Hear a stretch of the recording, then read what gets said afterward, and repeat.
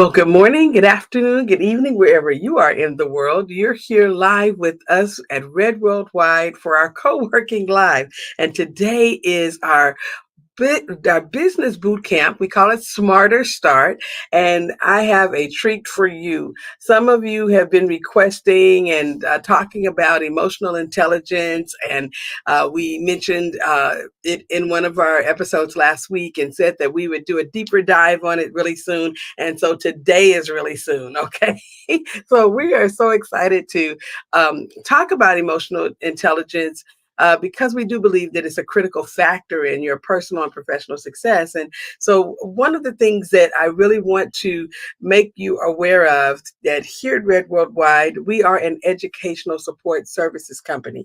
And so what that means is that we actually are in the business of providing educational resources to people who are in business. We do a lot of things in terms of helping them with document preparation, and from time to time, we've gotten a grant to assist people with their building of their companies.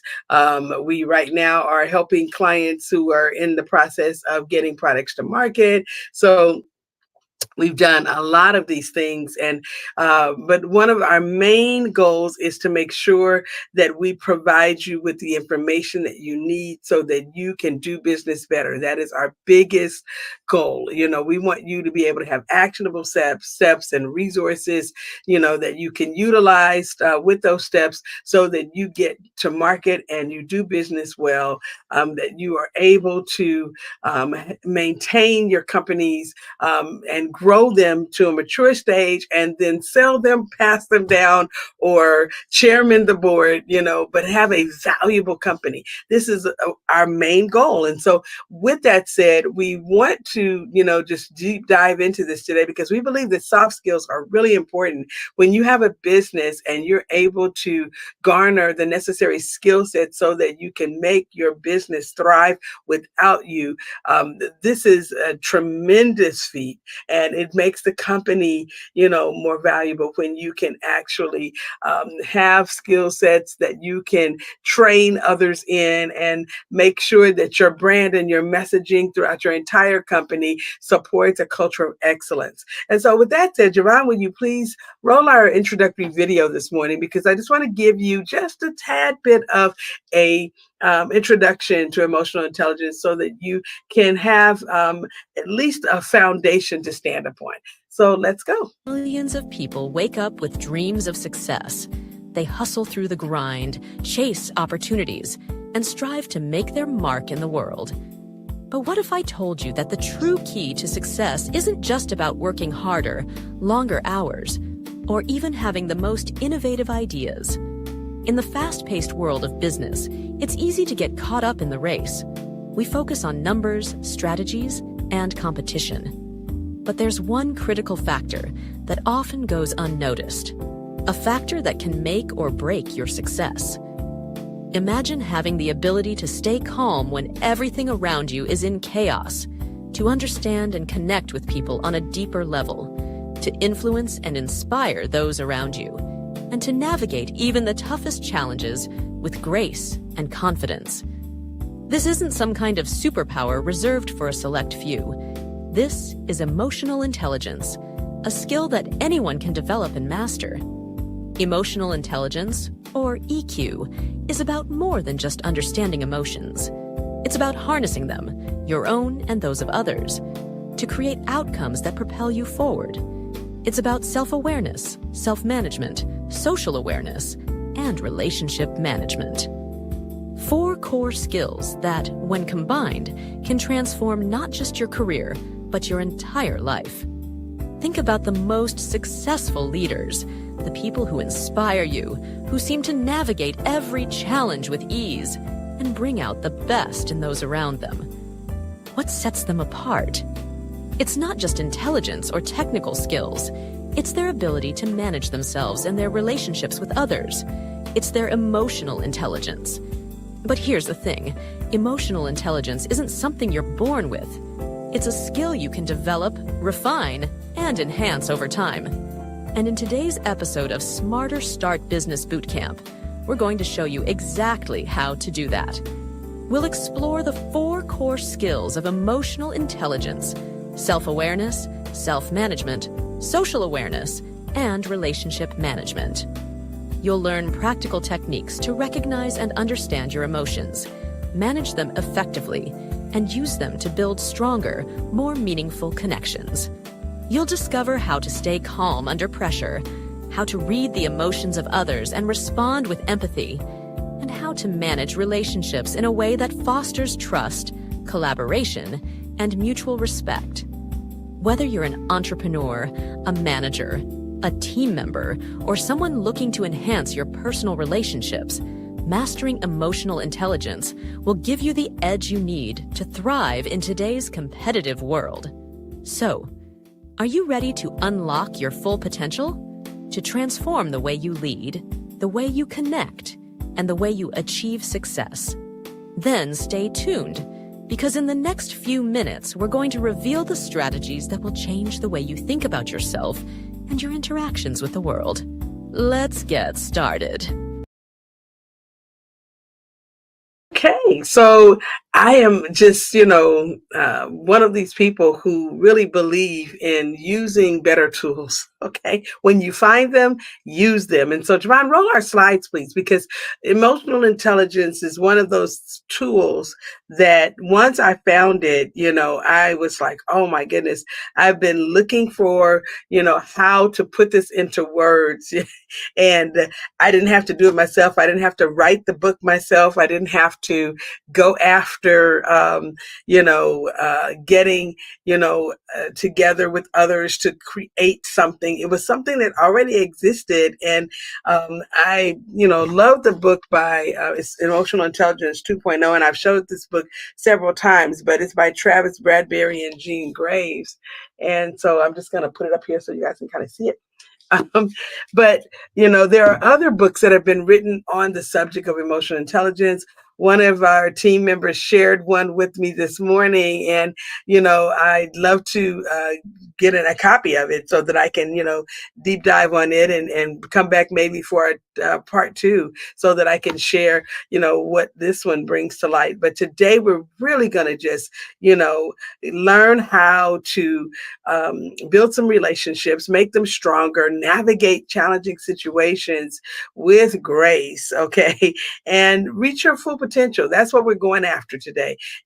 Teaching you these 4 core skills that when you use them, they will mean everything for how you do business and how you do business with excellence and professionalism. Okay, next slide, please. So, when we talk about understanding the 4 core skills of emotional intelligence, we know that there might be some other concepts that come to bear, but really in this particular ecosystem, when we're talking about emotional intelligence, we really are talking about these 4 key things: self-awareness, self-management or self-governance, social awareness, and relationship management. Those 4 things are the core of, what emotional intelligence or EQ is all about. And so let's kind of look at the definitions of these 4.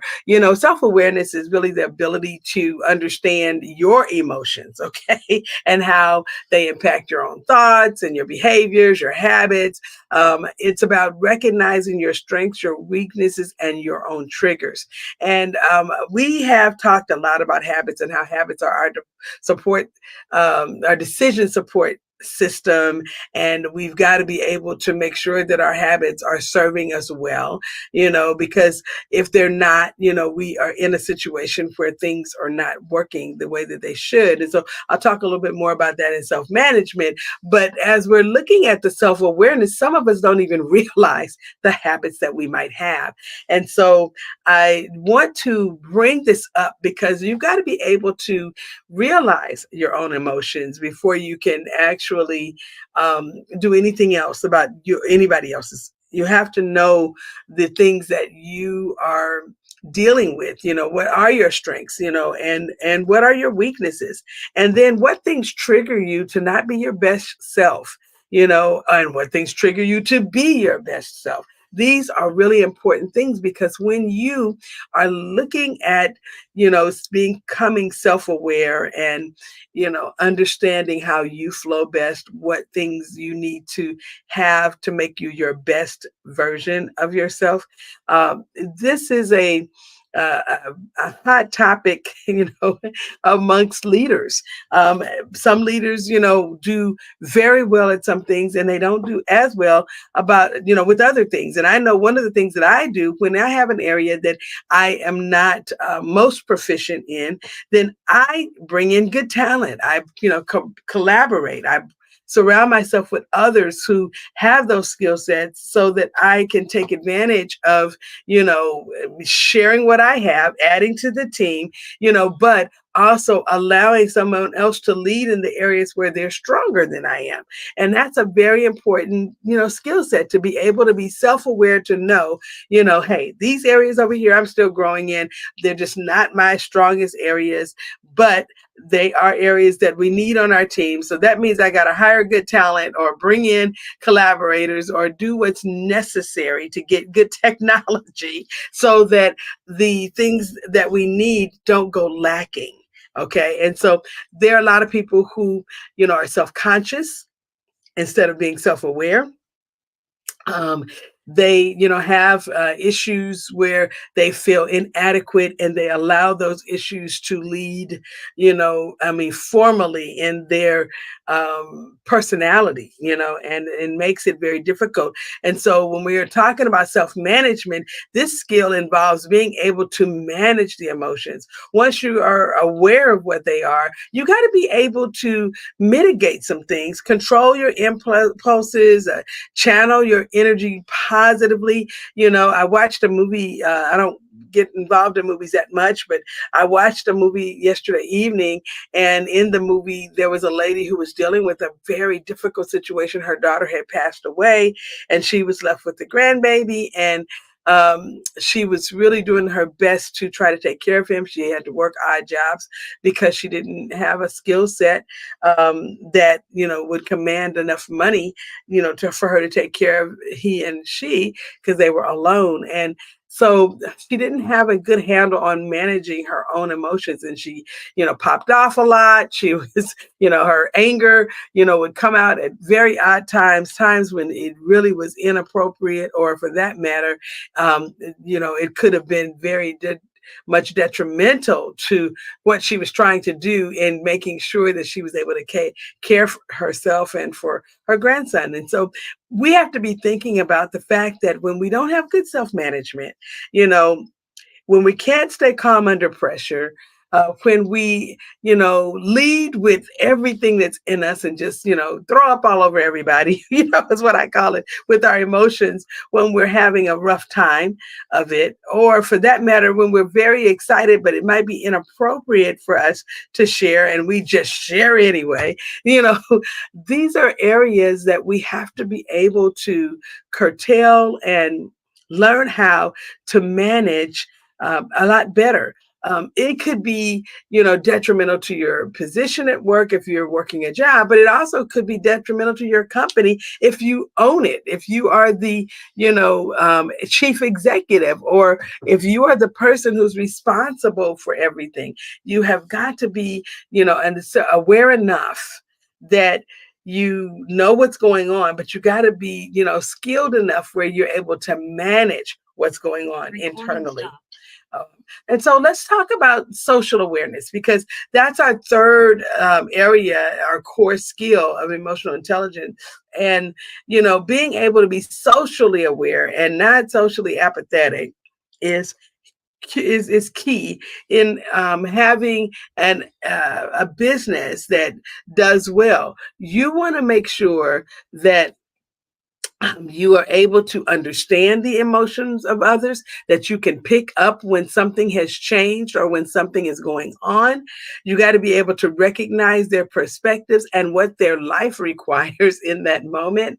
Um, and it's really, I say here, it's really about reading body language, listening actively, and showing empathy, but you have to learn how to not be so clued into yourself where you can't be aware of others that are around you. It is so important for you to learn how to live for the benefit of others. And, while you're taking care of yourself, you still have to be, aware enough of other people that you are, doing the things necessary to be a part of the team, be a part of the group, to bring out your best gifts, to add value, but also to understand that there are others that are there that are adding value as well.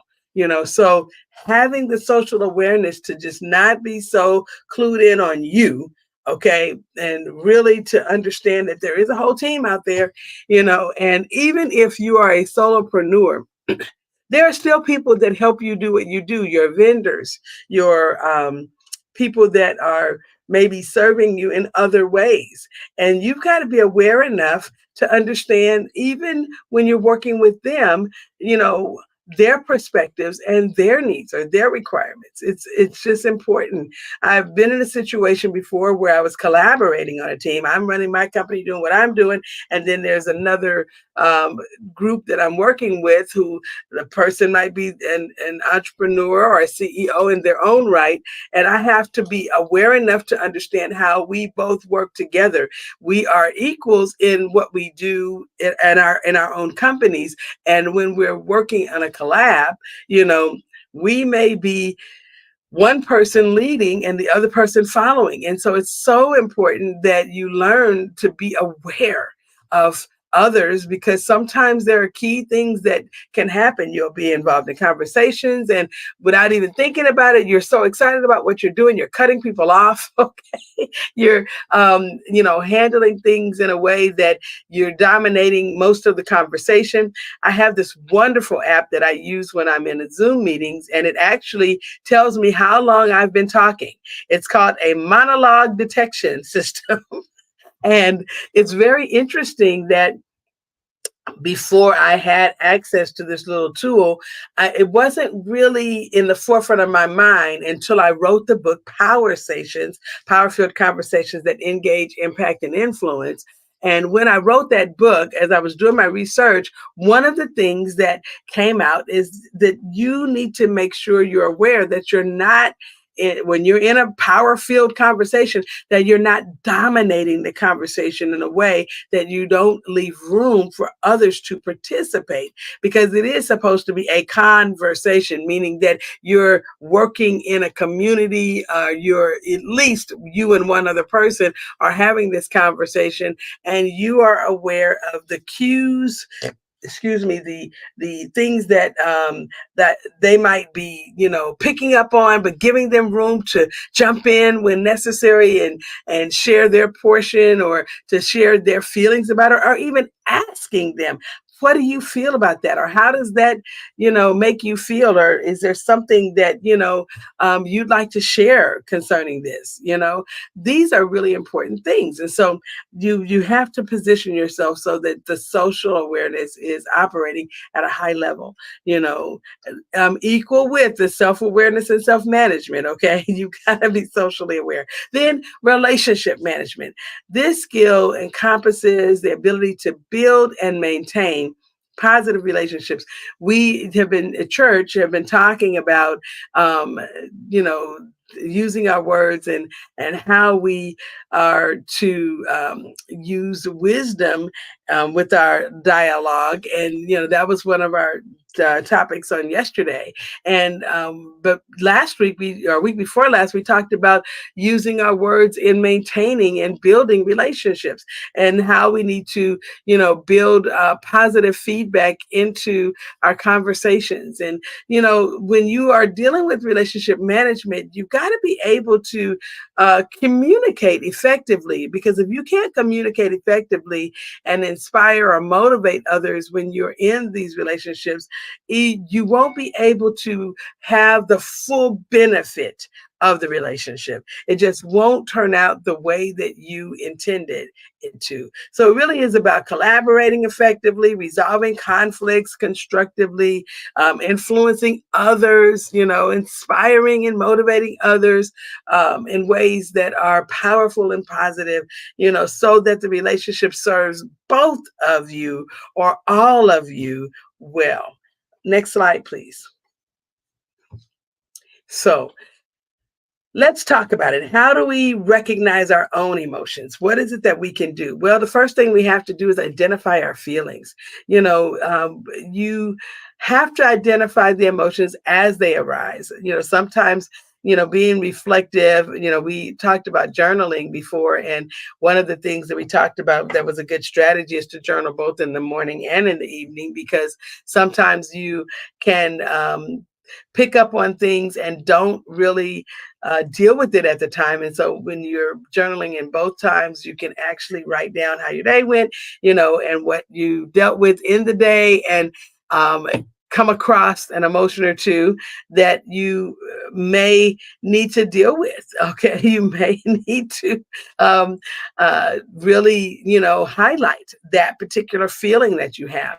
You should not ever ignore or suppress your feelings. You just don't let your feelings go rogue. That's the thing. Being able to identify the feeling without allowing the feeling to take over and cause you to do things that would not necessarily serve you well, in any aspect, is really important. But you got to identify the feelings, and you have to be able to just do a quick highlight to say, okay, I do feel this way, or this feeling did come up today. And then you got to be able to reflect on triggers, identify what it is that triggers you to have those feelings. Okay. What situations, what people, what events, what type of things can cause you to react strongly in a situation. And understanding those triggers really do help you. It does help you manage your responses to them. And I want to say respond and not react, because here's the key. When you are in a situation where something has triggered you, and you move along in a way in which you react instead of responding, it's like an immediate thing, or even some people will sit and ruminate over it, and it's all out there on the table. Everything is, done in such a way that it's not the best look, business wise or professionally or personally. And on top of that, you cannot control the outcome, because now you've involved others. And so when you're reflecting on the triggers, it does help you understand the feelings that you feel, and it gives you the ability to inform your feelings. Because when you have those things as triggers, you can tell your feelings how you want them to operate. This is not an emergency. I know it feels that way. I've talked to myself this way. I know you're like, okay, you talk to yourself. Yes, I absolutely do. And a part of my self-awareness journey has helped me to really, parse things out, in situations that occur, because I've had a lot of trauma in my life. And the traumas, they have been, things as, and I can share this freely now, because I do. When I'm speaking, I share my life story, because I know it helps others, to see how I came through it. But I was molested as a child. I had a rape incident as an adult. I was in a domestic violence relationship in marriage, my first marriage. My oldest daughter was kidnapped, okay? And we had to go through the 2-year period of the FBI trying to get her back. And it was just, there's just been so many things. I've had cancer. I've had, a heart condition. And there all of these things, and then I've also been to prison. Okay, I have to share that too. So there's also these, little stints in my life where I had these botched attempts, things that I tried to do that did not work. I, have been a serial entrepreneur, but some of the companies that I started were successful and others of them were just an epic fail. Okay. And so, I've gone through all these things in life. And so with that, there have been many times where my feelings, if I had allowed them to, they would have stopped me from making, the right choice, or from continuing on, from persevering through some of those tremendous challenges. I never forget, one of the things that, I learned in this whole self-awareness part of the journey, is that sometimes I have to, just get into a clear space. And the clear space for me is a space where there's no, phones, no computers, no tablets, nothing, just a clear space where I can sit with my thoughts and really pray, and reflect and meditate on what is happening or what has happened and what the future is going to look like, because I can project things out in the future and change the whole dynamic of the way that I feel by putting things into perspective. So some things that I'm, initially thought that this is the worst thing that could ever happen to anybody. How did this happen to me? How did I get into this position? When I take that time to reflect and look at what triggered that feeling, sometimes I find out it's very circumstantial, meaning that, the situation itself caused me to have those feelings. And so I have to change, my attitude. I've got to get a hold of the triggers, and at the time when I'm being triggered, I have to begin that self-talk, telling myself, what, this is not what I think it is.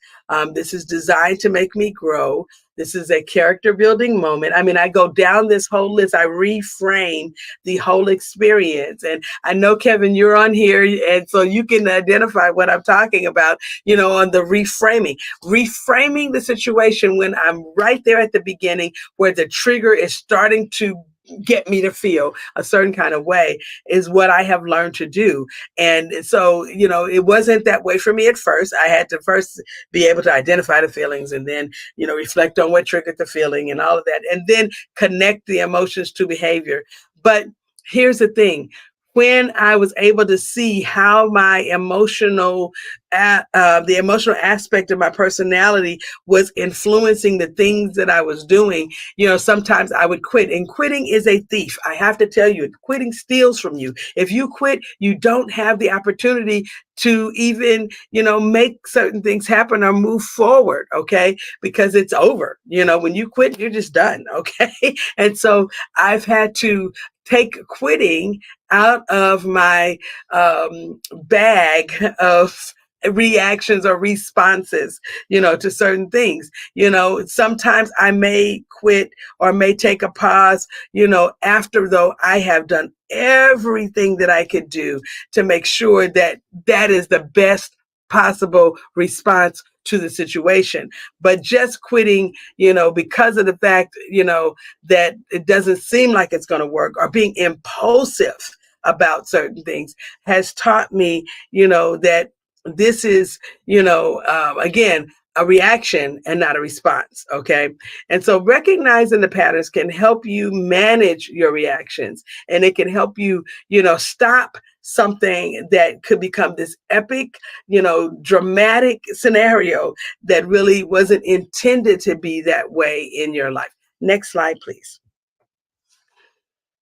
So when we start talking about self-management, next slide. How do you regulate your emotions? How do you get the emotions to respond to you? Okay. Respond to your the self-talk and the other reframing and some other things that you might put into place. How do you do this? Well, emotional regulation techniques are really a good set of tools that you can have in your bag, okay? Because when you're able to pull out tools that work, okay, that they have an effect on what it is that's going on in your life, they can provide you with the necessary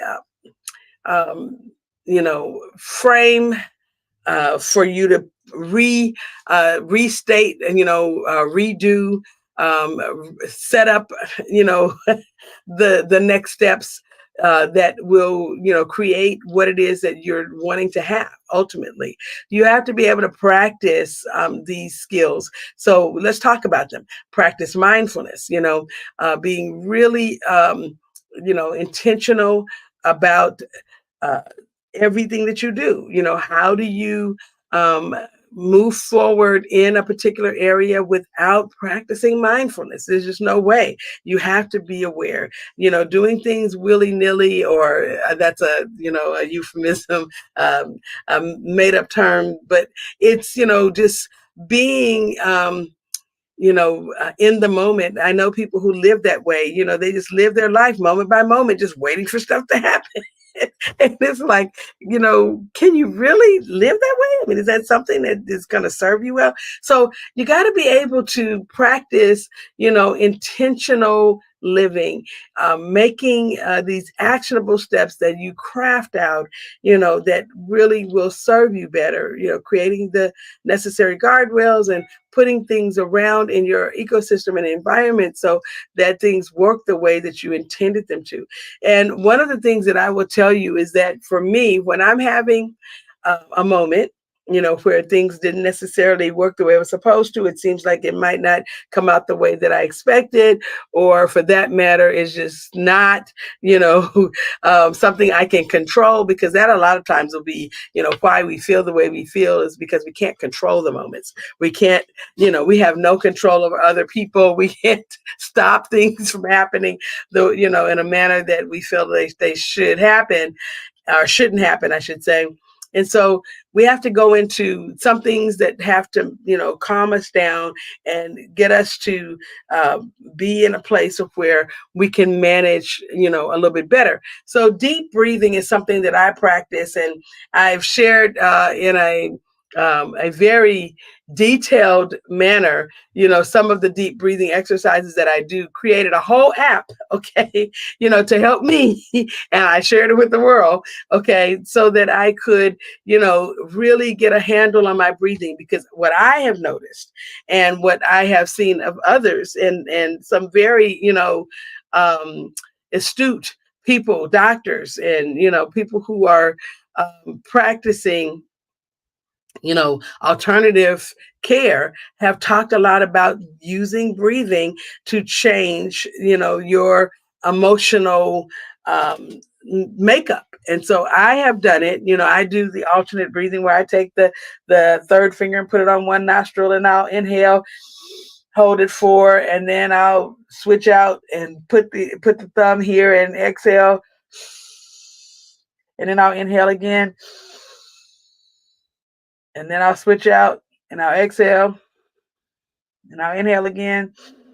And I'll go through this for like 10 times, and I'll tell you, it just calms things way down, and I use meditation as well, where, I'm sitting in just, in a clear space, and I mean, just total quiet. Sometimes I'll use music, because music crosses over and into areas, and it just bypasses all of those emotions, and it goes into, levels of frequencies that can help your body to, relax and come back to a homeostasis. I do things that are will regulate my emotions. Sometimes I'll journal, or I'll draw. That's, been very much a key thing for me. I'll take a walk. Okay. These are all, emotional regulation techniques, and you have to learn to take a step back and detach from overwhelming feelings. It's just, you have to detach from them. You got to cut them off at the pass. Because if you can do that, if you can get yourself back into a state of homeostasis, then what happens is that other things now are possible. But when you're in that point where you are just so, over the edge, it is so difficult at that point for you to come from there to a place where everything is serving you in a manner that is appropriate, and that's causing you to be able to have what it is that it was intended in the moment. Okay. So you got to be able to regulate. And once you've gotten everything under control, then, you can kind of move forward. The other thing is you got to be able to have delayed gratification. Resist the immediate gratification and focus on your long-term goals. I had a situation that occurred where I had to take a break from one of my school programs, and I was so um, not happy, okay, about this situation, because I felt like, man, having to take this, month off is going to be a challenge. I really was on a trajectory to finish by the end of the year. And because of a situation that happened with my name change, uh, that did not get recognized when I actually did the name change. We're talking about, a long time, since my name has changed. And it's just not showing up in their system in such a way that they cannot allow me to continue in the program at this time. And so I was like, man, this is really not what I wanted. I wanted to be finished by this time. But then I thought about it. What does it matter? Okay. The finishing now and finishing well, okay, are, sometimes not things that are in the same, they're not even in the same ballpark. Okay. Because some of us have this thing where we have to feel like we got to do it now and immediate gratification. And if there's something that disrupts, or if we have to course correct, or if there's something that happens that, challenges our, why, and causes us to see that maybe our why and our when, are not in alignment. Okay.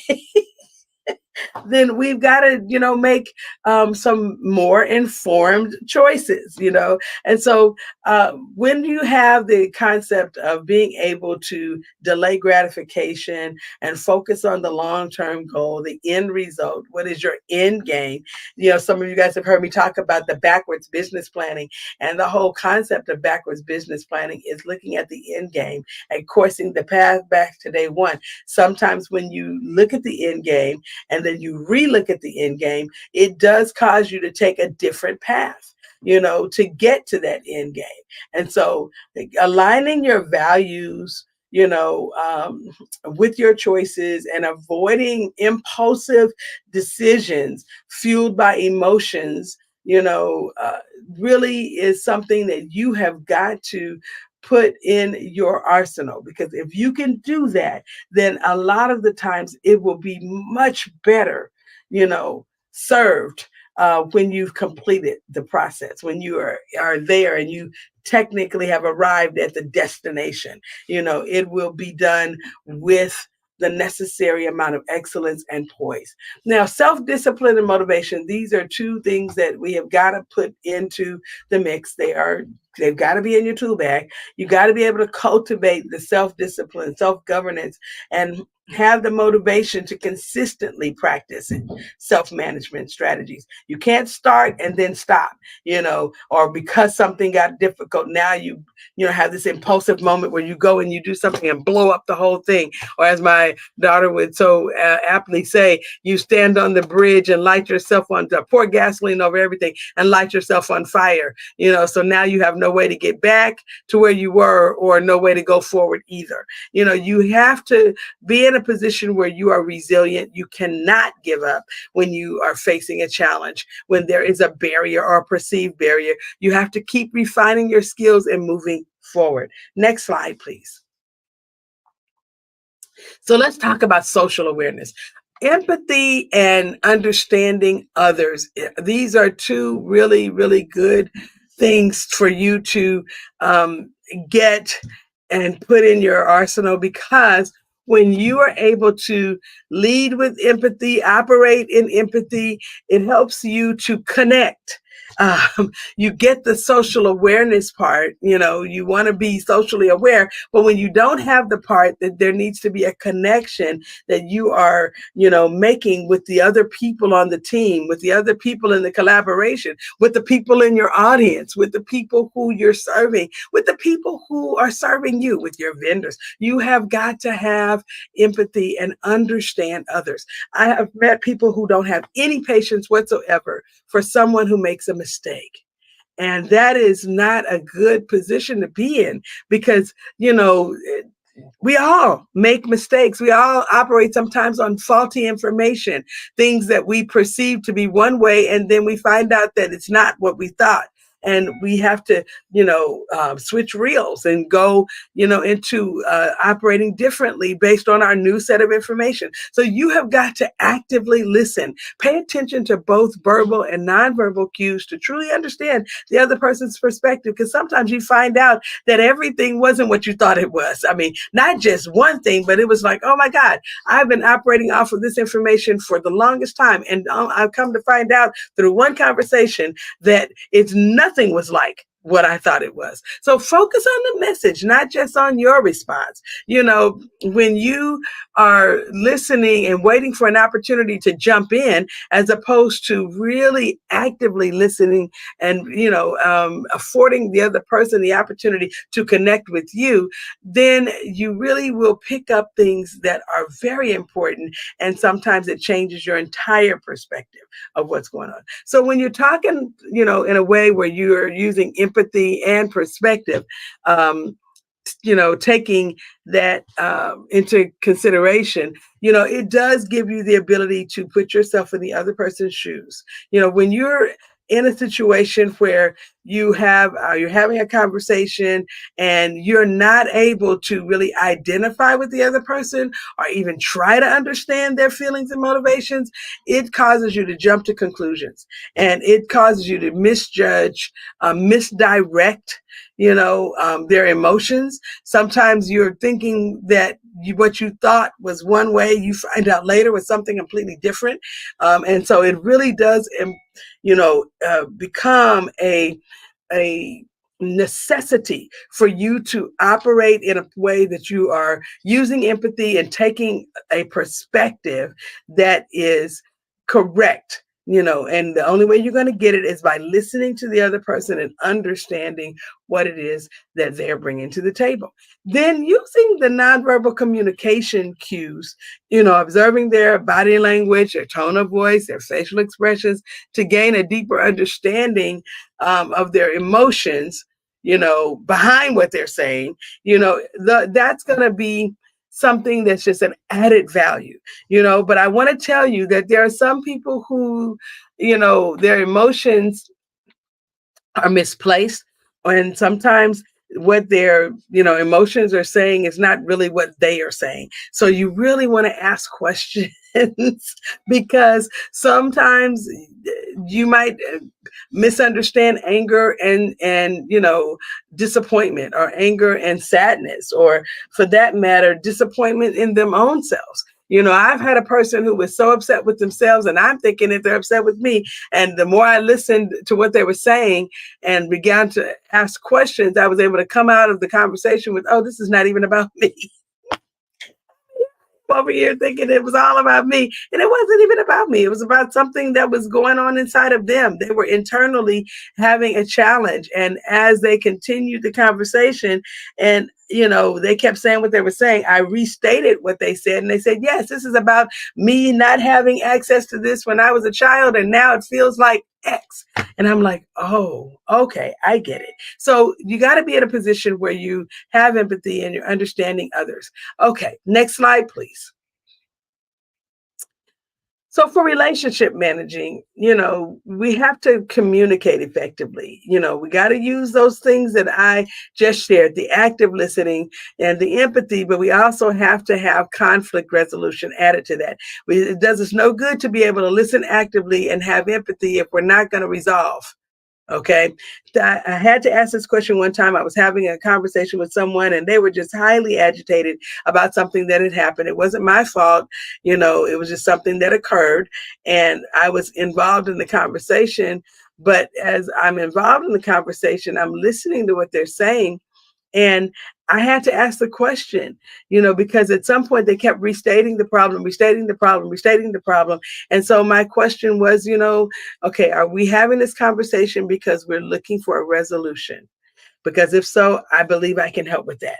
I want to jump in, but if this is just about me being a sounding board, or you needing to, just get this out so you can understand what just happened, at least if I know that's what we're doing, then I won't be in a position where I'm trying to solve the problem or add value to help you solve the problem. So you got to be listening, clearly, and communicating clearly.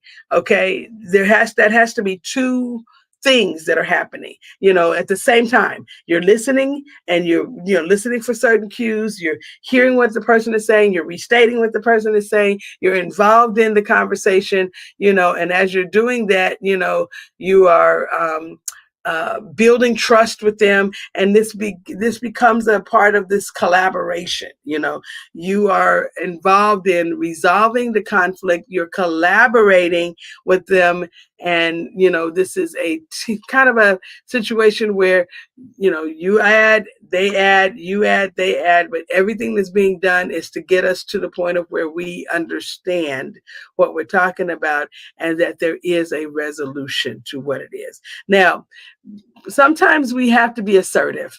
Okay. We've got to be able to, understand that clear communication leads to collaboration. Sometimes assertiveness, can lead to teamwork, but there has to be an influence and persuasion. And, when we're dealing with the empathy side of things, so that we can get to a, uh, level of teamwork here, because if there's no assertiveness in some situations, then there are people who will take over the conversation, or the process, and they just do it themselves, and you're just an appendage, and so we want to be able to resolve things with the team, as a team, not having one person jump in and be the mama, okay, or the daddy, all right, in the group, okay. But it needs to be, a level of persuasion that's there. There has to be a level of influence that's there, in order for people to respect you. But, and then you got to be assertive with it, but you don't want to leave the team out. Because when you do that, then again, like I said, you become the mama or the daddy, and nobody's able to do anything unless you're there. That's not what you want. Okay, next slide, please. So when we are talking about developing emotional intelligence, there's some things that we want to do. We have to be able to self-reflect, regularly, on our emotions, our actions, and our interactions, and identify the areas that we need to have for improvement. What is it that we need to do? What are the goals here, and our objectives for developing out our own emotional intelligence, our EQ.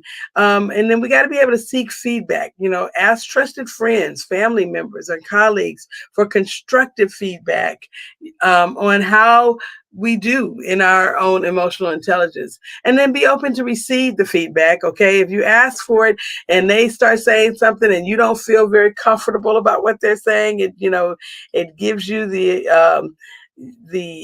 an unction to want to fire back. Okay, you asked for the feedback, so listen, write down what they said, resist the